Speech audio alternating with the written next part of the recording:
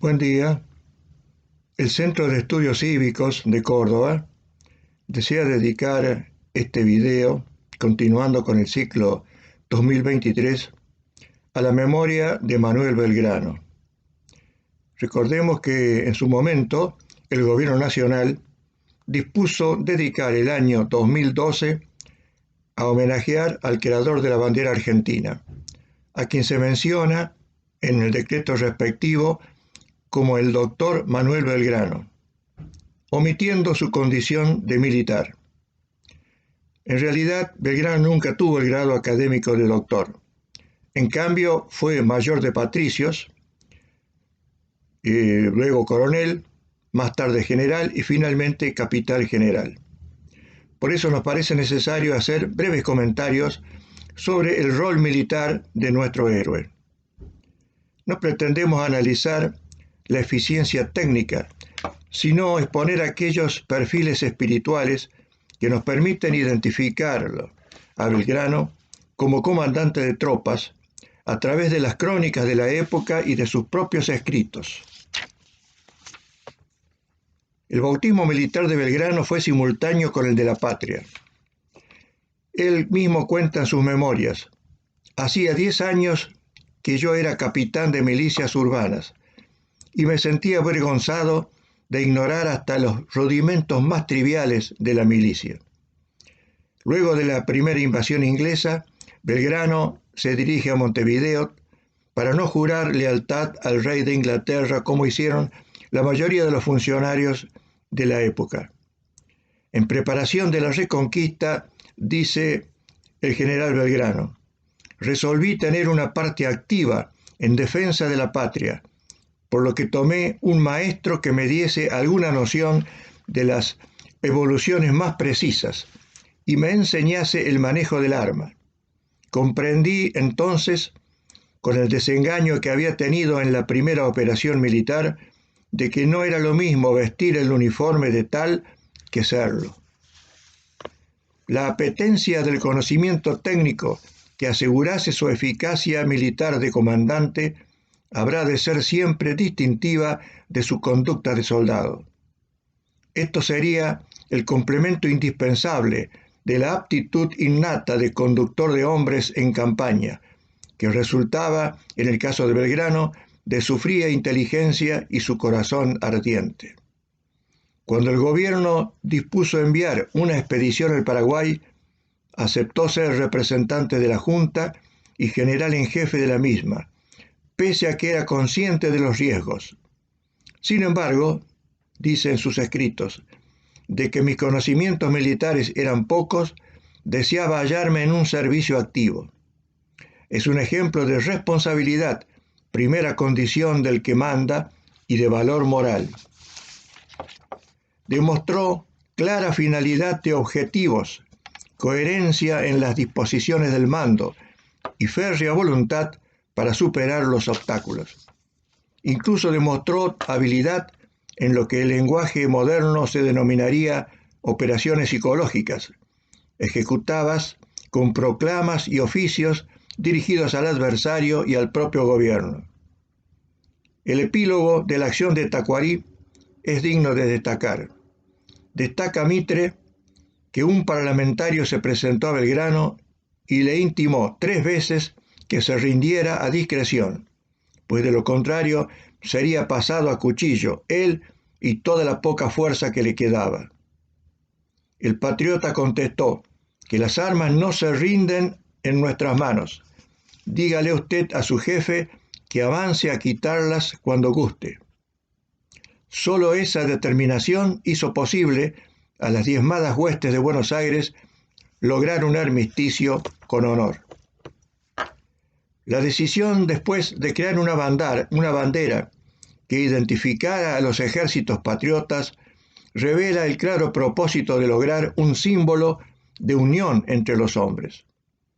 En un momento difícil, en junio de 1812, emite un bando en Jujuy afirmando que cuando el interés general exige las atenciones de la sociedad, deben callar los intereses particulares, sean cuales fuesen los perjuicios que experimentasen.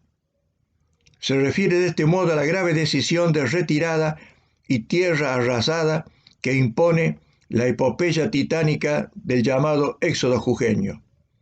Sobre esto ha comentado el general Paz: estas providencias, aunque parezcan algo crueles, nos hicieron conocer que era una cuestión de vida o muerte lo que se agitaba, y que era preciso resolverse a perecer o triunfar.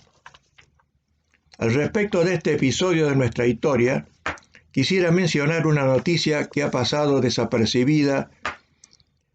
Me refiero a la Ley Nacional 27.134 del año 2015, que reconoce como símbolo patrio histórico a la llamada Bandera Nacional de la Libertad Civil, creada por Belgrano y entregada al Cabildo de Jujuy el 25 de mayo de 1813, como gratificación por los sacrificios de su población en la lucha por la independencia.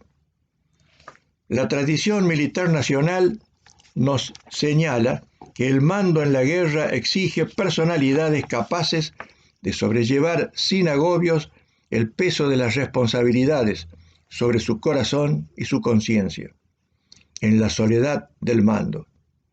La decisión de interrumpir la retirada en Tucumán y librar batalla, desobedeciendo a las instrucciones del gobierno responsable de la conducción política, constituye por su naturaleza quizá la más grave de las determinaciones que pueda tomar un militar en acción.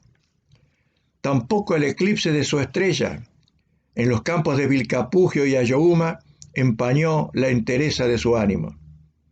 De su fuerza moral saca siempre energía y acierto para salvar lo fundamental y reparar aún lo casi irreparable.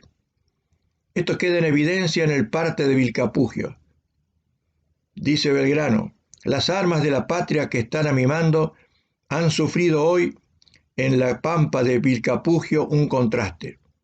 Según creo, el ejército enemigo está derrotado a pesar de haber quedado el campo como suyo. Mediante Dios, con las divisiones de Cochabamba y Chayanta, el ejército que mando, espero que sufra una destrucción total. Al día siguiente de la declaración de la independencia, el director supremo designó al general Belgrano comandante del Ejército del Norte, quien asume el mando y procede a la separación de sus cargos de los conspiradores y agitadores. Este hecho resultó decisivo para la consolidación de la autoridad del nuevo gobierno. El Ejército del Norte no era ya el de las jornadas de Tucumán y Salta, sino solo el que vivió la angustia de las retiradas, enfermo de molicie y deserciones. De este conjunto anarquizado haría Belgrano un ejército que será bajo su mando el instrumento fundamental de disuasión en el norte argentino. Esta etapa de la vida de Belgrano y su ejército no posee el brillo de los días de Salta y Tucumán, pero es lícito afirmar que allí, con el anónimo y cotidiano deber de servicio, también se luchaba por las victorias de Chacabuco y de Maipú, que consumarían la gigantesca tarea de la emancipación americana. Expresa el prócer: sé que estoy en peligro de muerte, pero la conservación del ejército depende de mi presencia. Aquí hay una capilla donde se entierran los soldados. También puede enterrarse en ella el general. Se ha señalado que la cultura general del comandante es fundamental, ya que es escuela y crisol del mando superior, y fue base indudable de la eficiencia militar de Belgrano. Por ella, el pensamiento se pone en condiciones de ejercitarse con orden, de discernir con disciplina y lógica lo esencial de lo accesorio, de elevarse a esa altura en que el conjunto aparece, sin perjuicio del detalle y de los matices. Por eso decía el general de Gaulle que en el fondo de las victorias de Alejandro Magno encontraremos siempre a Aristóteles. La prueba suprema para un conductor de hombres es la desgracia en la suerte adversa de las armas. Solo un recio carácter y una personalidad excepcional será capaz de absorber estos rudos golpes del destino en la guerra, en la que prevalecen, por eso, las cualidades morales sobre las otras. Belgrano tuvo una actuación múltiple: economista, educador, político. Pero puede decirse, sin embargo, que su fisonomía militar es la que integra sobre las otras en una definida personalidad de soldado. El balance sobre el general militar, sobre el Belgrano militar, está resumido en una carta de San Martín a Godoy Cruz en el año 1816. Cuando Rondó, que había asumido la jefatura del Ejército del Norte, fue relevado por el desastre de Sipe-Sipe, San Martín propuso a Belgrano, que ya había regresado de Europa, y su argumentación fue la siguiente: este es el más metódico de los que conozco en nuestra América, lleno de integridad y talento natural. No tendrá los conocimientos de un Moreau o Bonaparte en punto a milicia, pero créame usted que es el mejor que tenemos en América del Sur. El legado de su memoria es la de una conducta de desinterés y grandeza personales al servicio de la patria, de heroica fe en la empresa del destino nacional. Cayetano Rodríguez resume sus cualidades: aprended de Belgrano a unir la política con la virtud, la cautela con la sencillez, la reserva con la verdad, la humanidad con la justicia, la severidad con el agrado, la integridad con la condescendencia, la prudencia con el valor y el amor a la patria en todas las virtudes. De esta manera, simple y breve, hemos querido aportar nuestro modesto homenaje a la figura de uno de los máximos héroes de nuestro pasado, que debería servirnos de ejemplo en este tiempo convulsionado, en esta que es evidentemente la crisis más grave de la historia argentina, donde está en riesgo incluso la sobrevivencia de la nación como comunidad de destino en lo universal. Agradezco la atención que ha merecido nuestra prédica habitual, con la intención de difundir hechos de la historia y de la realidad presente, siempre con el enfoque cristiano, que es el que nos sustenta y nos permite continuar adelante pese a las crisis y el desánimo. Les agradezco y nos volveremos a encontrar próximamente por este mismo canal de YouTube.